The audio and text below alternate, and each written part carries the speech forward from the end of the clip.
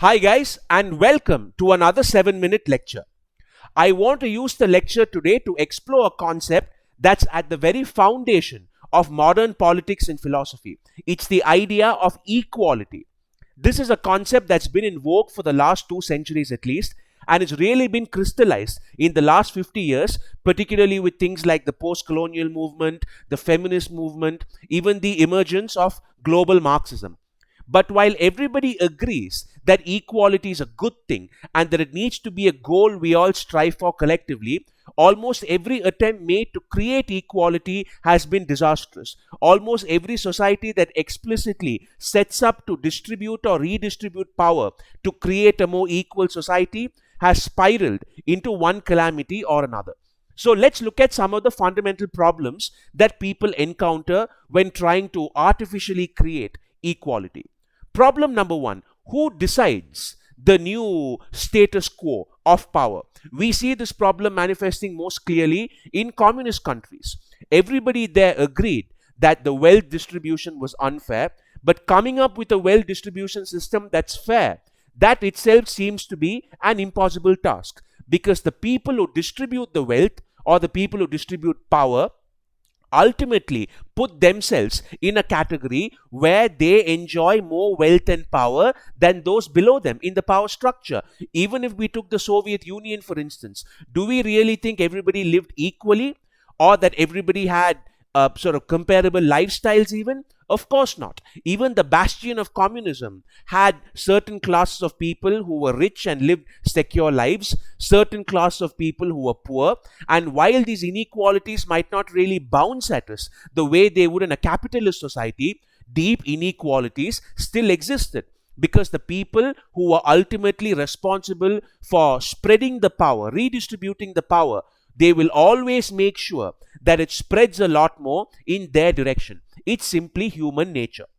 Problem number two: the subjectivity of equality. What I mean by that is, the concept of equality itself seems to change very radically from generation to generation. For instance, let's take the founding fathers of the USA. Without a doubt, some of the smartest men of their time.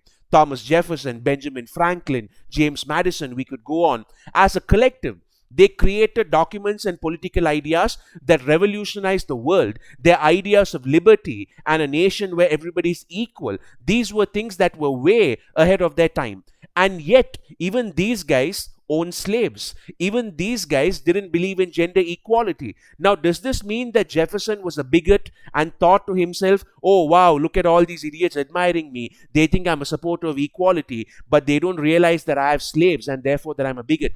Do you think he was self-aware in that sense? Of course not, because equality at that time did not cover colored people. Neither did it cover women. The intellectual paradigm, the structure of the debates and thoughts about human equality simply did not include these categories. It might be very easy for us to criticize them for their views from our sort of 21st century vantage point, but it seems to be a feature of equality itself rather than a lapse on, let's say, Jefferson's part. Equality itself seems to be a social construct rather than an absolute truth, where what is equal differs from time to time. For example, we can think of ourselves as very tolerant and progressive and supporters of equality, but it's a 100% certainty that future generations will see us as bigots and as prejudiced savages from their vantage point. It doesn't matter who you are or what your views are, it will happen. You could look at let's say, the civil rights movement in the US during the 50s and 60s, and we can see that even the pro-black activists used language and words that would be considered deeply racist today. What was defined as racial equality back then was very different from anything that would be considered an acceptable standard of racial parity today. We see a similar phenomenon in feminism, where there's first wave feminism and then the next generation of feminists, right? And they come in and they say, look, the old definitions of equality and emancipation were all wrong. Here is what it actually means. And then there's third wave and fourth wave feminism, blah, blah. Each of which rectifies the core ideas of the previous generation, because equality itself is based on how we view society. right? It doesn't mean that the first generation of feminists were misogynists and sexist themselves. It's just that their understanding of equality was outdated. And we could, of course, stretch this to almost any domain of human rights. Look at Mrs. Doubtfire with Robin Williams, a Hollywood classic comedy of the 90s. That couldn't be made today. It would be considered deeply transphobic and it would be ripped apart for trivializing and dehumanizing the everyday struggle of people trying to cope with gender fluidity and gender identity. The third problem with equality is that people don't seem to be able to tell the difference between equality of opportunity and equality of result. So we see, let's say, affirmative action applied in many countries, but it simply doesn't seem to be working in creating equality in any of these societies because it mistakes equality of opportunity for equality of result. You can artificially create the latter, but you can't create the former, which is what is far more important.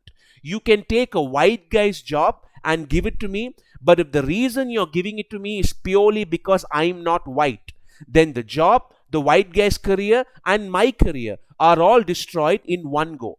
What actually needs to be focused on is making sure that my access to education, my access to certain lifestyles when I was growing up, is comparable to that of a white guy. That is equality of opportunity. Then you can give me his job because there's some kind of probability that I will be somewhat competent.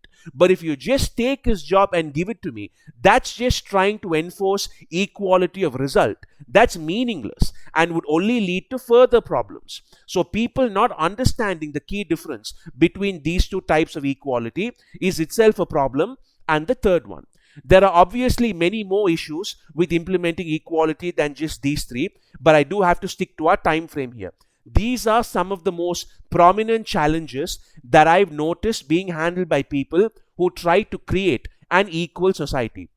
There are practical problems like who will implement this equality. There are conceptual problems such as the fluid nature of what we consider equality.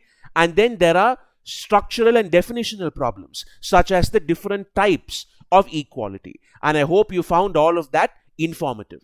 If you like content like this, please don't forget to share and subscribe. Thank you. Take care. I'll see you soon.